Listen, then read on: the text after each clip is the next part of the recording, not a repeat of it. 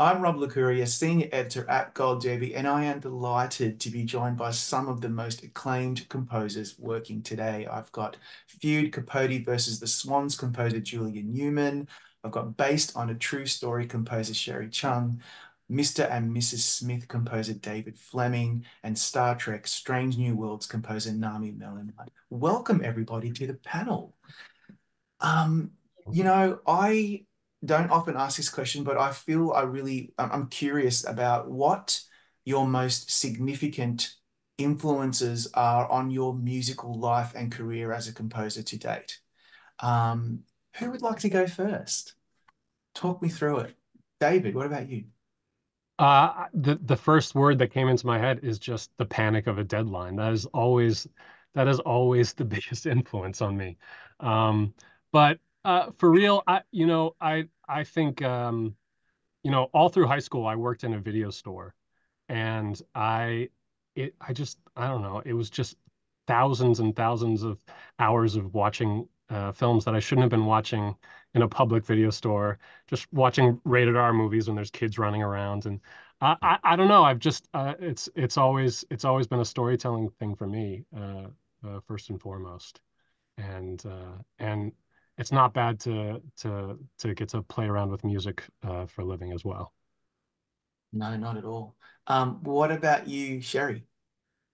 Michael Kamen was the composer that, when I he's the one that made me want to be a film composer. And it was his score to Robin Hood, Prince of Thieves that I was like, I mean, if I'd heard scores before, I'd watched movies before, but there was just something about the magic of his score to that film that just made me want to just dial in and do whatever wizardry that was. I wanted to I strive.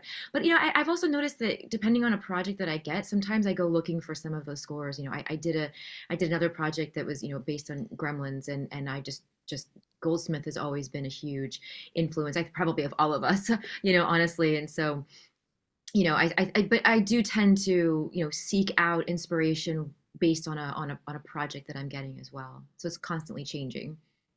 That's so interesting. What about you, Nami? Well, I like to discover things on Spotify. So Oh, whenever that takes me, and it's really interesting because sometimes it would not be the usual film scores. It would be a lot of songs, a lot of artists, a lot of bands. Um, but I actually do think that most of the inspiration and most of the ideas come from picture. And as David mentioned, I also grew up watching so many films, and I've done it as a habit, like to even in the most busy week, I'll still try to watch a film, at least one, um, or a show, or so that I stay connected with everything that's going on, and what's new in scoring, and and be aware of previous materials. And it's just I guess my experience is very eclectic. It's like I draw inspiration from a lot of very different things. um and a lot of walks sometimes, just walking outside and in quiet. A lot of ideas come then. Yeah. is that so interesting? Yeah, me too. When I'm walking my little dog out in the sun, it's amazing the things that come in, the creativity that you're able to then put out into the world. So, Julia, over to you. What's your primary inspiration and influence over the years? Um, I, maybe it's a cop out. I mean, obviously, I used to go to sleep when I was a kid, and there was a piano in the living room, and then I would hear my dad get a tape recorder, um, and I would fall asleep listening to him play the piano. And so I don't know. I think also I'm fiercely proud of my dad, as a man and as particularly as a composer. So I really do try and walk in his footsteps, looking at the kind of open-mindedness. I mean, it's so amazing to me watching him 40 years into his career still maintain just a profound open-mindedness. And then I think his ability to engage with people, to keep a cool head, to always look for ways to build bridges as opposed to put up walls. So I think in a multitude of different ways, obviously, imagine if I didn't say him though, that'd be crazy. But I think as well, you know, I think I definitely, maybe less from film music, but you know, Burt Bacharach and Cole Porter and Harold Arlen, but then also like Hi being, you know, 12 years old, you know, in the early 2000s, like Timbaland's Shock Value. Like I think it's so fun to be able to pull from so many different things, and I think different genres, different periods of time tickle my fancy in different ways. But I think at the end of the day, I just want that feeling of being surprised. You know, and whether that's, you know, Bernard Herrmann in Seventh Voyage of Sinbad, you know, with the skeleton sequence that I remember watching on Laserdisc. Wow. You know, yeah, or you know, everyone's, you know, spoken about Jerry Goldsmith. I think to be surprised and totally present in a moment, and I think if you can do those two things, count me in, count me influenced. You know, I want to pick up on that as a little sidebar. We've heard about Kamen and Goldsmith and Bacharach and, of course, Newman. David, is there a particular composition or score or composer that you would say was important to you in your formative years then? Or Oof. the two? Yeah, I mean, you know, my first thought was like Lady and the Tramp is so that score is so deeply entrenched. But I mean, everyone, you know, I don't want to steal Julia's thing, but her dad's scores were a big deal for me, for sure. Um, and I'm completely jealous of the subconscious genius that you must have been sort of getting hearing him play piano when you were falling asleep. It's amazing. Um, and by the way, from your interview before, I'm always going to remember that 7 second rule that you mentioned. That is that's perfect. But Oh, no, I mean there's been different things all through my life. I mean, honestly, Meatloaf, when I was a kid, I was just saying this to somebody. I was like, there's something about even non-film scores of music that was like very cinematic would really like kind of just be so exciting to me. So, you know, anytime story and music happen and it was always super exciting and that's there's been different people along the way that have kind of gotten me engaged and excited in the same way. I'm with you on the so meatloaf thing, David, because he's like so storytelling, you know, and you have like these really, Yeah. yeah, really, really long songs that take you on a journey, not like today's songs, which is like 2 minutes and then you're out, but like, you know, like a TikTok. Yeah. 4 minute intro Yeah, and then a 5 minute body of it, you know, yeah, it's yeah, yeah. I was saying to somebody the other day that it's also, I think, the first time I was aware that a songwriter and an artist were not the same thing because it had like music by Jim Steinman on the bottom, and I was like, is that just Meatloaf's real name? What is? So I think I don't know if I could speak for everyone, but you know, film composing is such a kind of in the background thing. It's not like an up on the front of the stage thing. So the idea of songwriting in general, you know, storytelling, songwriting is always been very appealing to me, and you know, that was always like reading a liner notes kind of thing. Yeah, I hear you. For me, it was Michael Nyman's The Piano. It's that's still in those dark recesses of my brain that I will tip dip into from time to time. And it's amazing how film and TV scores actually do that to us, and music in general, of course. Um, so I was thinking, you know, to pick up on what David you just said, a film or TV score is most potent as an art form when it makes us feel something and it reinforces what's on in picture. But it also knows when music is not needed. So it's like highlighting a book. It would be pointless to highlight the whole page.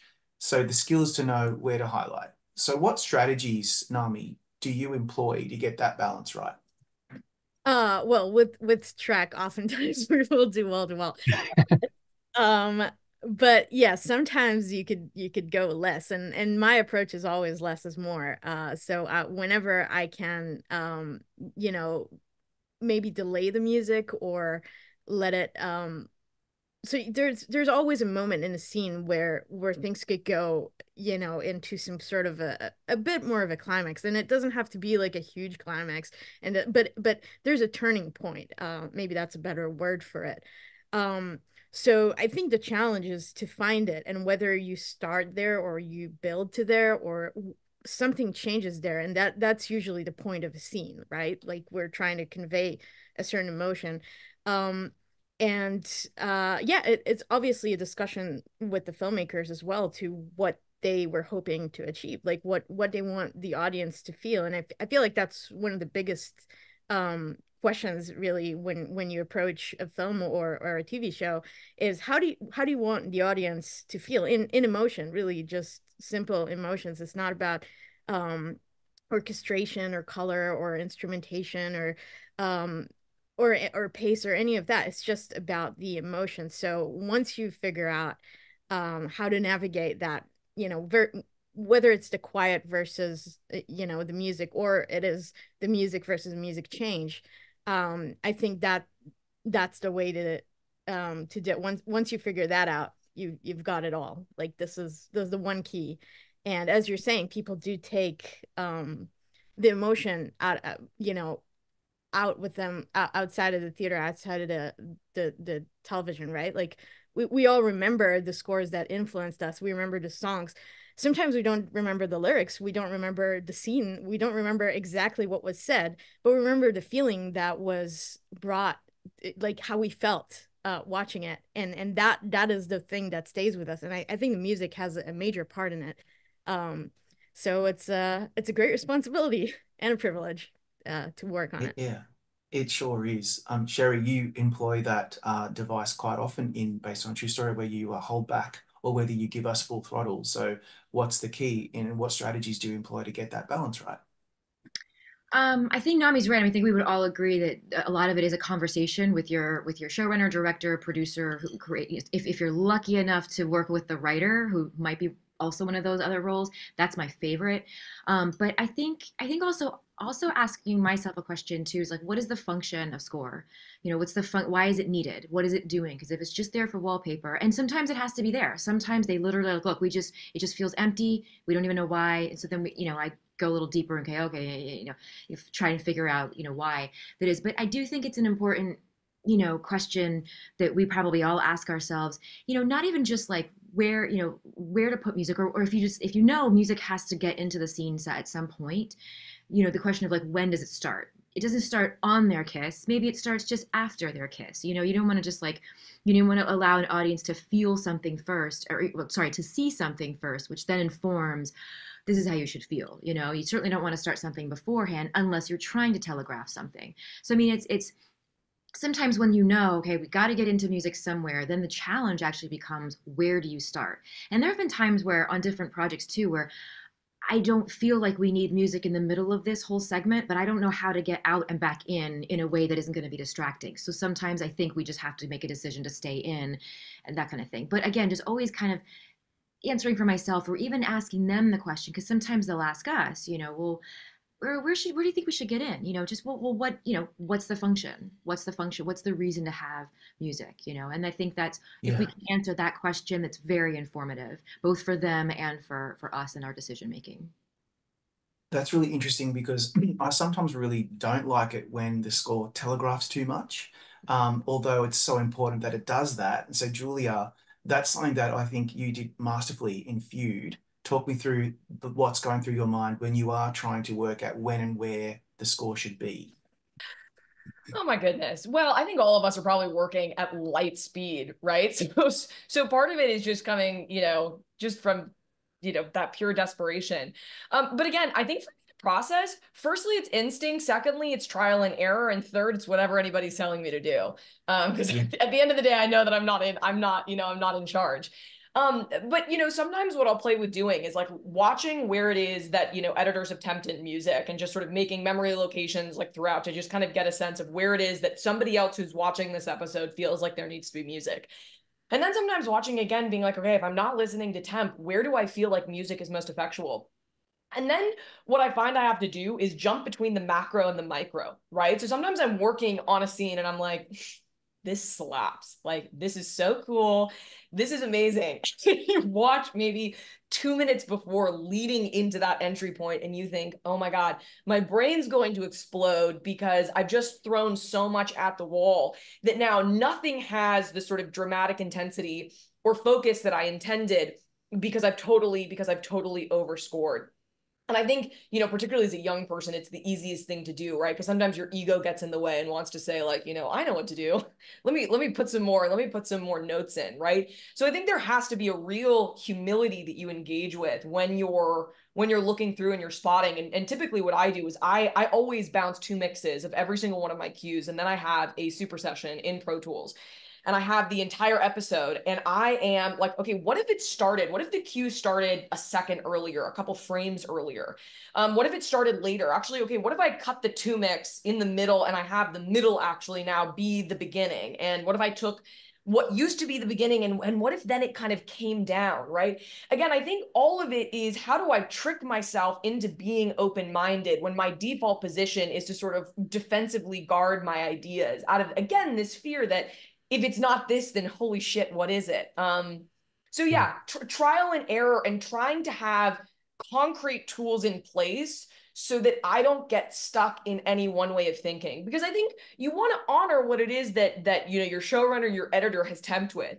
But also I really do feel like it's important for me as the composer to say, you know, here's my 2 cents, take it or leave it, right? But let's look at it, you know, let's take out this cue in the middle, and how more potent does the scene that precedes it and comes after it, how do we now begin to understand, again, this broader dramatic architecture as opposed to, I'm going to mix metaphors, but just the tree as opposed to the forest. You get it.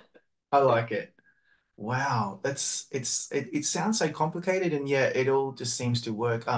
David, do you have a particular strategy that hasn't really been brought up yet? No, I mean, I really identify with what Julia's saying, and I think you know, jumping off what Sherri was talking about before, you know, something I've worked with Hans Zimmer a lot, and something that I kind of learned from him was, when possible, try to find longer runs, try to find what the arc of this is. How do we make this feel more cinematic, you know, by connecting a larger story rather than, I'm always suspicious when I see spotting where it's like little bits, bit, you know. It's always, to me, it's an opportunity to say, well, how can we tell a longer story? Sometimes you can't talk, you know, like Julia was saying, sometimes you can't convince somebody that you know, your idea should win, but if you can show them, if you can demonstrate it, then it at least has a chance. And I think the most important thing is for me is to be a filmmaker on that side of the table with them, like looking at the film together as fellow filmmakers, rather than me on the other side of the table as a composer trying to be like, you know, this is what I'm trying to push on you. I try to avoid that kind of dynamic, and really just try to be storytelling collaborators that I happen to be working in music. So I'll just to finish up this panel, but to pick up on what you've said and what Julia was saying, Nami, is it ever really difficult to let go of something that you really believe in because it just simply doesn't work, or because the team has decided that we really need to move in another direction? Well, yes, it's always like difficult. But Yeah. it's an essential part of the job, and I feel I mean, I very much relate to everything that's been said, and I'm learning a lot as well. Thank you guys. I feel that sometimes it's, you know, you'll advocate for something, but at the end of the day, you have to first choose your battles, and then second, you know, acknowledge that a lot of times you come later in the process. You come to the film or to the show after it has been written for what, a year or two, after it's been produced, after it went through so much, and the creative people behind it, you know, it's their baby, and it also becomes your baby as well. But you have to acknowledge that they have lived with it in a certain way, and sometimes it's best to keep it that way, because they're familiar with the story, they know what they want, and sometimes it takes a minute to understand, to get into that vision and be like, okay, well, yeah, this is for the benefit of the story, this is for the benefit of the bigger arc we're trying to tell, whether it's the entire season or just that certain episode. But yeah, and oftentimes, even if I advocate for no music, eventually we are going to write music. And I'm happy for it, I am happy for it. Yeah. And yeah, as you said, with Trek, there's a major opportunity to tell a big story, and I'm really enjoying that element, and I'm glad that Hans thinks that way as well. Yeah. All right, well, final word to you, Sherri. A similar question. It's got to be hard to let go of something that you really believe in when it just simply doesn't work, right?